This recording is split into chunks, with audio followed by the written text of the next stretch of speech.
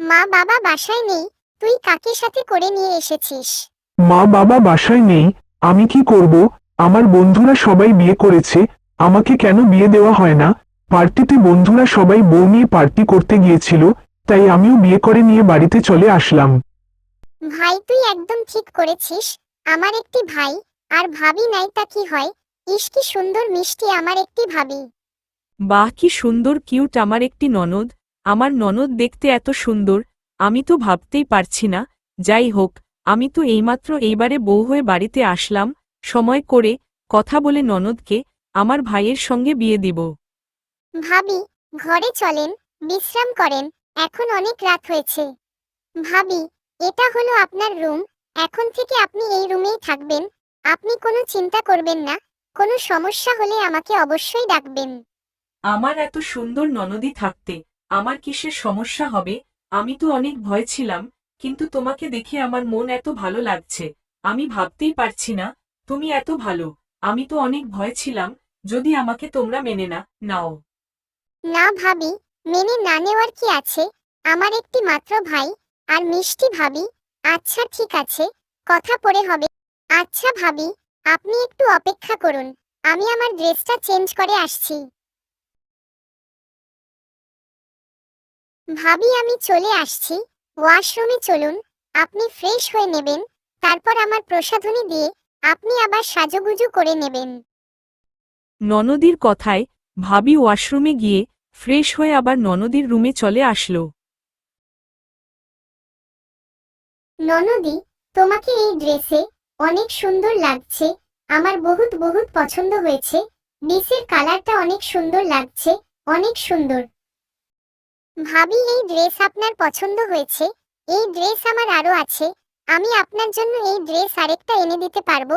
অবশ্য কালারটা একটু ভিন্ন হবে, আপনি একটু অপেক্ষা করুন, আমি আপনার জন্য ড্রেস নিয়ে আসছি। ননদি তার ভাবির জন্য ড্রেস আনতে চলে গেল এবং কিছুক্ষণ পরে ড্রেস নিয়ে ফিরে এলো। ও ননদি, তুমি না কত ভালো, তোমার মতো ননদি পেয়ে আমি খুশি।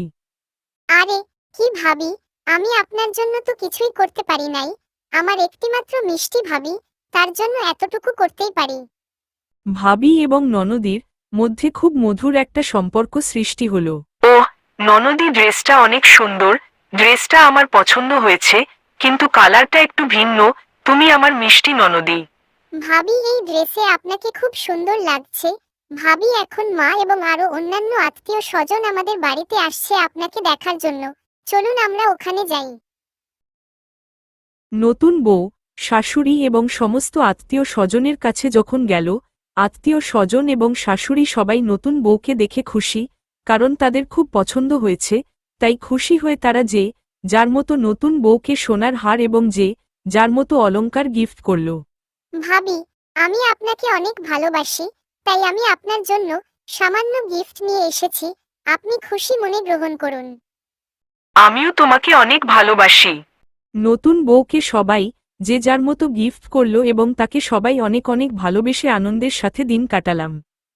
পরের দিন সকালবেলা ভাবি হাত মুখ ধুয়ে ফ্রেশ হয়ে ননদের রুমে চলে গেল সাজুগুজু করার জন্য। কি সুন্দর সুন্দর মেকআপ! আজকে আমি ননদির অজান্তে মন ভরে সাজুগুজু করব। ভাবি, আপনি এখানে কি জন্য? আমার মিষ্টি ননদি, আমি এখানে এসেছি এমন কোনো কাজ নেই, এসে দেখছি তোমার সাজুগুজু করার কি সুন্দর সুন্দর মেকআপ, তাই আমি একটু দেখছিলাম আর ভাবছিলাম তুমি আসলে তোমার মেকআপ দিয়ে আমি একটু সাজুগুজু করব। আর ভাবি তুমিও না, আমি নেই তাতে কি তুমি আমার মেকআপ দিয়ে সাজুগুজু করো? না হয় এসো আমি তোমাকে সাজিয়ে দিচ্ছি। ননদি তার ভাবিকে নিজ হাতে সাজুগুজু করে দিল। ননদি তুমি কত ভালো, তোমার মেকআপ দিয়ে আমাকে সাজুগুজু করে দিলে, আমি অনেক খুশি। আপনি কি যে বলেন ভাবি, আমার একটিমাত্র মিষ্টি ভাবি, আমার মেকআপ দিয়ে আমি তাকে সাজিয়ে দিব না, তাকে কখনো হয়?